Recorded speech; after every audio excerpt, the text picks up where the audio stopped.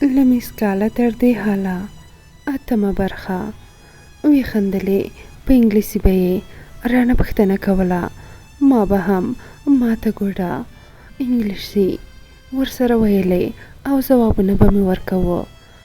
ناسته وه او زما پښې یې وغځولې، د پښو تلې یې راته په خپلو لاسو وموښه او ما هم احساس وکړ چې زه هم پښې لرم. بیا یې جورابې او بوټان را پښو کړل. د لاس پوښونه یعنې دستکش یې له خپلو لاسونو راووسته. زما لاسونو ته یې واچوه، په اشاره یې پوه کړم چې زه به اوس لاړه شم. ما هم په اشاره ورسره مخه ښه وکړه، روانه شوه. تر پناه کېدو یې شاته راکتل.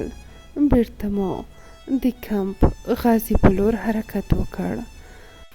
مازدیګر یې د غاښو کریم، برس او ځینې اړین توکي کم کې راکړل. سم له لاسه یې تشنابو ته دننه کړو. سر، ږیره او برېت یې راباندې شنه کړل، یعنې ویښتان یې لرې کړل. دا چارې نو د تمرین تر اخره همداسې روانې وې. په اونۍ کې 2 ځلې شنه کېدل حتمي وو.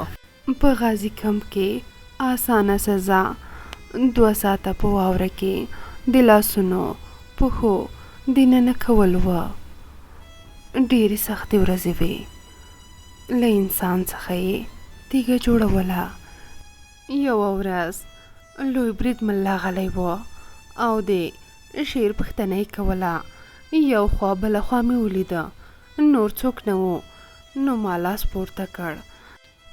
دنده یې ماته راکړه چې سبا مراسم دي، باید دریځ چارې یې ته مخته یوسې. ما هم د اجنډې په اخیستلو سره ومنله. مراسم پیل او پای ته ورسېده. څو شېبې وروسته د قومندان په غوښتنه ورغلم او ښه شخه سلامي یې راته ووهله او هغه له خپلې وریښمینې څوکۍ راپورته شو. ځان ته یې نږدې کړم او غاړه یې راکړه، په مخ یې ښکل کړم. بیا یې د ټول کنډک قومندانان یې راوغوښته او ورته ویې ویلې لیاقت له ګزمې او له هر ډول مجازاتو څخه ماف دی. څوک حق نه لري چې دا ازار کړي. بیا نو مزې شوې. د دریځ له چلولو وروسته عسکرو به راته ځانګړی احترام کوو.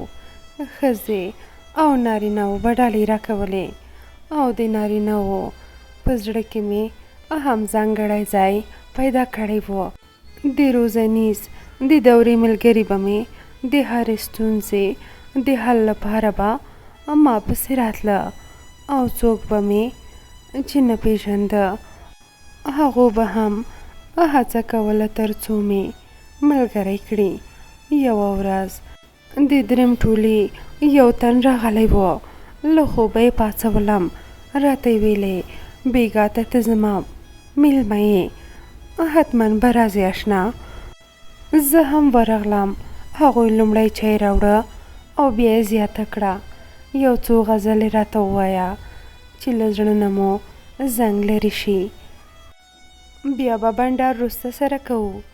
ما هم څو بیته نه وویلي چې یو تور هلک را دننه شو.